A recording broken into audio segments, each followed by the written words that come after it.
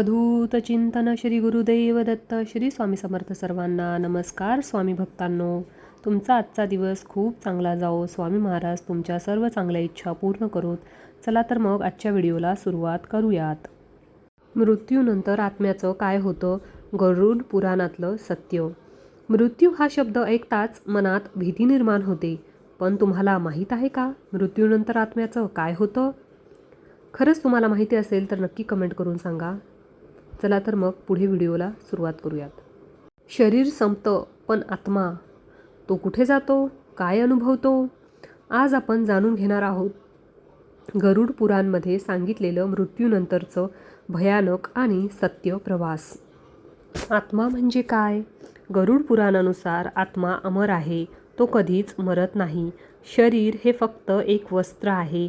जसं आपण जुने कपडे बदलतो तसंच आत्मा एक शरीर सोडून दुसऱ्या शरीरात प्रवेश करतो. मृत्यूच्या क्षणी नेमकं काय होतं? मृत्यूच्या वेळी आत्मा शरीर सोडतो. यमदूत येतात. पापी लोकांना खूप वेदना होतात. पुण्यवानांना आत्म्यांना शांतता मिळते. शेवटच्या क्षणी केलेले कर्म आणि विचार खूप महत्त्वाचे असतात. यमदूताचा प्रवास. यमराज चे दूत आत्म्याला घेऊन जातात. 13 दिवस आत्मा पृथ्वीवरच असतो.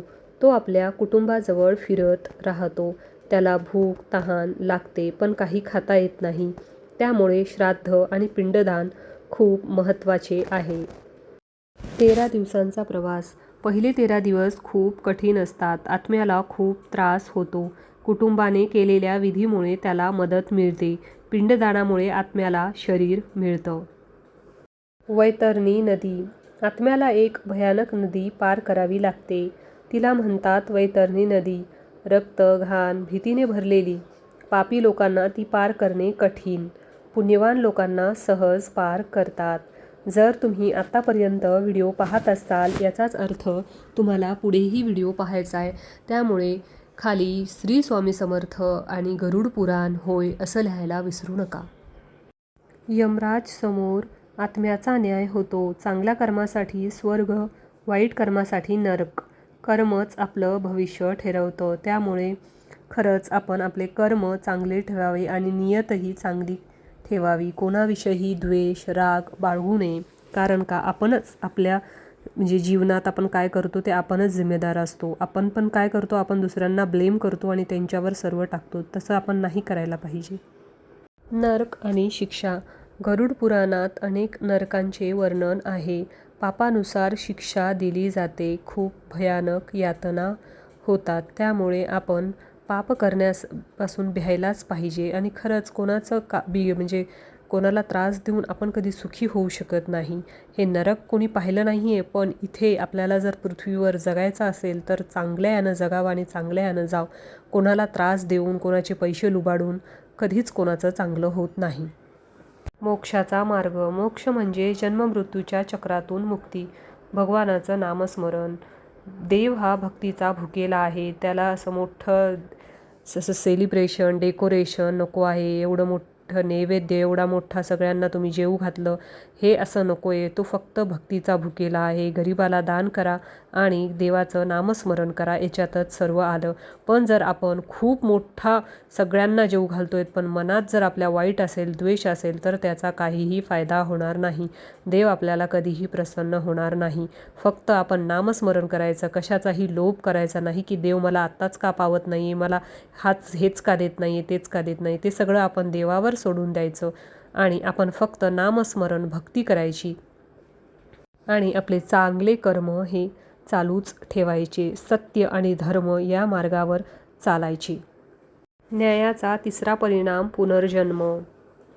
जेव्हा स्वर्ग आणि नरक या दोन्ही ठिकाणाचा कालावधी संपतो, तेव्हा आत्म्याला त्याच्या उरलेल्या कर्मानुसार आणि अपूर्ण इच्छानुसार पुन्हा पृथ्वीवर नवीन शरीर धारण करून पाठवले जाते. यालाच पुनर्जन्म म्हणतात.